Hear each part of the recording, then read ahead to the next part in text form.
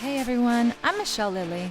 I'm a singer, a songwriter, an entrepreneur, a mom, and yes, I love to cook. Welcome to my channel, Michelle Lilly TV, where you'll find everything from official videos to live shows, and also me cooking right at home all of my favorite recipes just for you. Subscribe now, and welcome to my journey. Hey everyone, it's your girl Michelle Lilly. So it's been a little while since you've heard from me, and it's a new year and I'm so excited to be back. Hi! But it's also a new me. So those of you that follow me on Instagram already probably know the news that I recently discovered that I'm severely gluten intolerant, and that was a total bummer because I thought that I couldn't have my favorite meals anymore. And you know, those of you that know me or that have been following my channel for a while know that I already don't eat red meat. I rarely eat dairy. I mean, I love me my cheese, but I'll give myself a cheat day. And then add gluten-free on top of that, and I definitely struggled. I thought I was gonna be eating bananas and apples and rice for the rest of my life. So I panicked. And then I needed a moment to regroup and just think of new ways that I can incorporate my favorite meals, but change them up. So come on this journey with me, and together we can discover lots of new fun gluten-free versions of our favorite meals. Tonight we're going to be making a chicken cutlet, the gluten-free version, and we're going to be accompanying that with a potato bake with my favorite Mediterranean flavors. So stay tuned and check it out. I'm going to go ahead and peel those potatoes and slice all of the potatoes and tomatoes. Make sure you put some olive oil on the bottom. Everyone, so as you can see, I thinly sliced all the potatoes. I mean, they're not that thin, but I sliced them horizontally. And then also the tomatoes, same thing. You know, they're a decent thickness. They're not too thin where they're just like fall apart, but they are definitely thin enough. And we're just gonna go ahead and place one piece of potato and one piece of tomato. Everybody nervous, think about it all day. That's just crazy. It's crazy. I'm getting ready, hair done, nails ready. So as you can see, I made 3 rows of the tomatoes and the potatoes. I have a few potatoes left over, and I just have a few of the stems of the tomatoes. But I'm gonna go ahead and put the potatoes around the edge, because we do have some spaces, and it'll just make it look really pretty. And I'm just gonna go ahead and stick them wherever I find a space. Make it nice and tight and pretty. It's almost like a little flower with petals, you know? And then also the few tomatoes, maybe on the edges. And that's it, okay? So now I'm gonna go ahead and put some of my Kalamata olives right on top. You can thinly slice them, or you can just put them on top like this. It's more for flavoring and color. Maybe just one more. And I'm gonna do the same thing with the capers. We're gonna go ahead and put those capers right on there. And this will give it nice salt and once again some colors. Then at this moment, make sure you drizzle with olive oil, but try to get in there, because remember that in between the potatoes and the tomatoes, you want it to have flavor as well. So don't shy away from your olive oil. Not in this dish, at least. And then we will put some salt. Just remember that you have capers, but still, you don't want it to only be salty from the capers. You want some pepper on there. And then this is my trusty Italian mix, and this has a little bit of everything. Oh, it's delicious. We have parsley in there, some thyme, some basil, some oregano, all of the amazing herbs are in there. And squeeze just a little bit of fresh lemon right over there.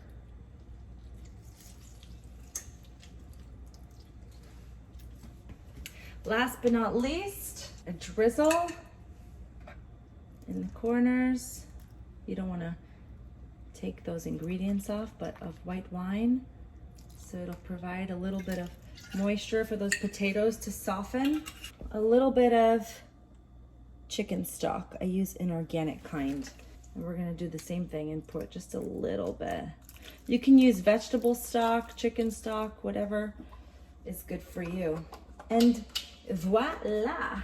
So I just covered the potatoes and I put them in the oven. It's set to 400 degrees and I'm gonna leave them in there for about 30 to 40 minutes. I'm gonna check on them and then later we're gonna remove the top and we're gonna let them lightly brown. In the meantime, I'm gonna get started on my chicken dish. I'm gonna start pounding, get out your chicken pounder because I'm gonna start pounding those crackers and making breadcrumbs out of them. And then we're gonna go to pounding that chicken, okay? So take out all your anger and stress on the chicken tonight, okay?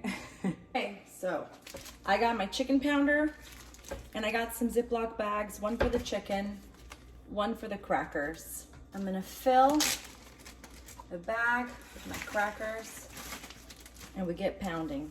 In a little black dress, OMG, there's so much stress. LOL when I laugh out loud, cause I'm tripping but I know I'm hot. Everybody wanna look their best. This looks so good. Down with the top down, pull up in the sun. Now, if that's not a breadcrumb, I don't know what is. Breadcrumbs, gluten-free, made with almond flour crackers, which are already salted, by the way, and they're so delicious. And then we're just gonna go ahead and put that in our bowl. And if you need any more, you repeat. Then we're gonna do the same to our chicken. One slice at a time though.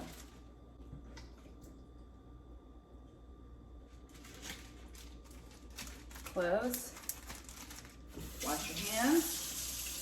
You're touching poultry. And same thing, flat side.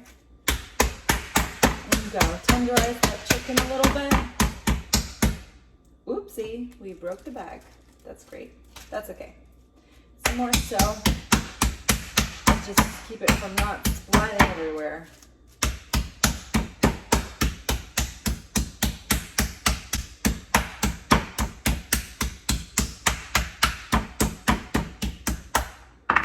Okay. So this one's done. Even just like put it on top then, so it doesn't splat everywhere. That's why I like this show. It's figure it out as you go along. I invite you guys into my kitchen. You gotta kind of wing it sometimes. There. It's like that. If you wanna have this, you gotta do that. To kiss my lips and grab my hips, you gotta behave, gotta just wait. It's like this and it's like Okay, so we're gonna go ahead and turn the oil on. I like to turn it on the last minute because it could be very dangerous just, you know, leaving hot oil sitting around. So I don't mind if I have to wait now. I'd rather have everything prepared. My chicken is lightly, you know, tenderized. The breadcrumbs have been made. In the meantime, let's go ahead and add some of that Italian goodness, those herbs in there, and I'm gonna mix everything. And we can add some salt as well, and some pepper. If you want, you can even add a little paprika, just to give those breadcrumbs a nice little color and a little flavoring. So you just mix it all in there. And you have a gluten-free, Mediterranean-like breadcrumb. They sell them in the supermarket sometimes. It's like Italian seasoned breadcrumbs. And you just made your own, gluten-free. And it smells delicious. Just whisk them right there. They're delicious. And we have that chickpea flour. And you know the rules. It's flour, then eggs, then breadcrumbs. And in they go.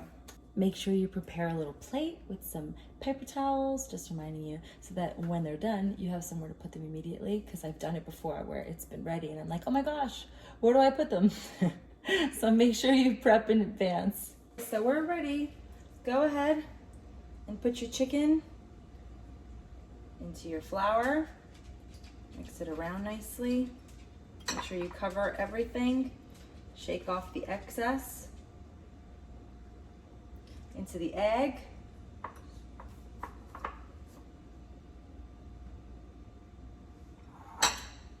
Shake off that excess and right into those breadcrumbs.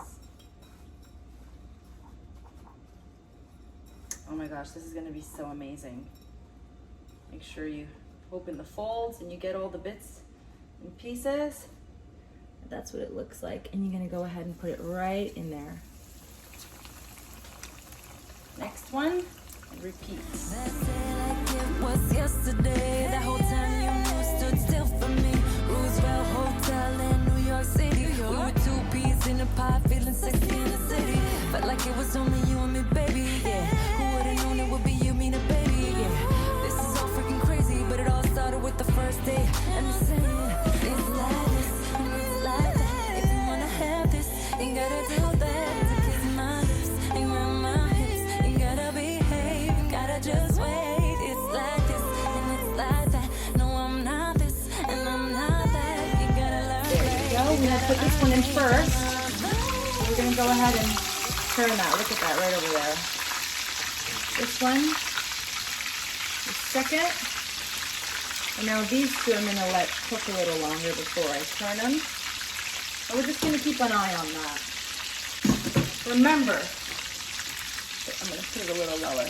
They may look cooked because the breading has browned, but on the inside, the chicken is still raw. So I'm gonna go ahead and lower that heat just so that it gives time for that chicken to cook.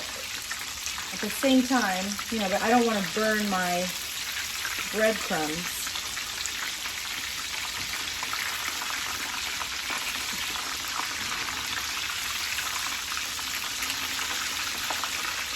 Okay. I'll show you guys how it's sizzling. This is the first one that we put in. I'm just going to keep spinning it because I want each side to really cook really well. Remember, the chicken on the inside has to cook as well. It's going to be so amazing. This is that last one we put in, so I'm going to give it just a second. It's so good. And let's not forget about this guy over here. I have my plate right over there with the paper towel, ready to grab these once they're done. But I'm going to let them sit here for another couple minutes. I'm going to continue to stir, keep an eye on the situation. Right now, the knob is at like a 6.5, so it's not that high. It's allowing the chicken to cook thoroughly without burning the breadcrumbs. As you can see, they're very brown. This is that first one we put in. And I'm going to go ahead and take that one out. Next is this one. Really, really beautiful. Put that right over there. This one. Leave it 1 more minute, and this one about 1.5 minutes. I'm going to go ahead and turn that over. Those are ready. So I took all of them out, and while they're really nice and hot, you're gonna sprinkle them with some salt on each side so that it really seeps in. Whew. Amazing. Ooh, this is the last one I took out. That's really hot.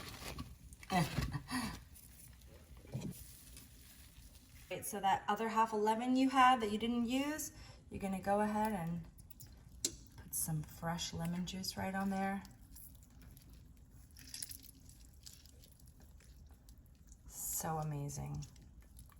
Look at that amazing chicken in there. So good. Juicy, really moist on the inside, crunchy top. It's incredible. I just took the potatoes out of the oven. They've been cooking for about 35 minutes, and I wanted to take the foil off. Ooh, steaming.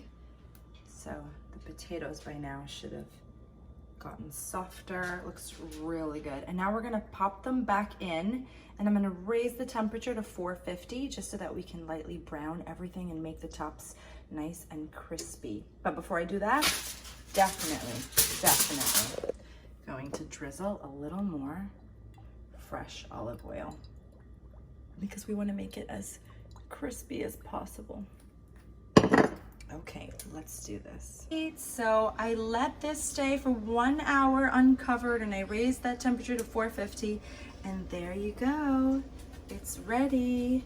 It's nice and moist on the inside and just lightly brown and crispy. I let it, become a little crispy on those edges, and I'm gonna go ahead and plate it. All right, everyone, so we have it right here, and I paired it with a wonderful glass of Rioja. My masterpiece is finito. We have the gluten-free chicken cutlet. My daughter's laughing over there because she can't wait to eat it. And we have the potatoes and tomatoes with olives and capers.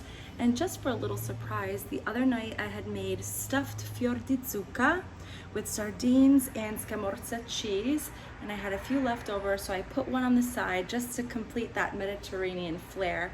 And if you're really interested in it, as you should be because it's delicious, stay tuned because that's going to be my next recipe. And with that, have a good night and make sure you press subscribe. Ciao! Thanks for joining Cooking with Michelle Lily. Bye! There you have it. Potatoes, tomatoes with those capers, Kalamata olives, the chicken. Cheers! See you soon. If you haven't, make sure you click subscribe right now, and make sure you also give that thumbs up when you like this video. Write down your comments, let me know if you've tried this at home, and of course you want to hit that little bell right over there so that you'll get notified every single time I post a new video.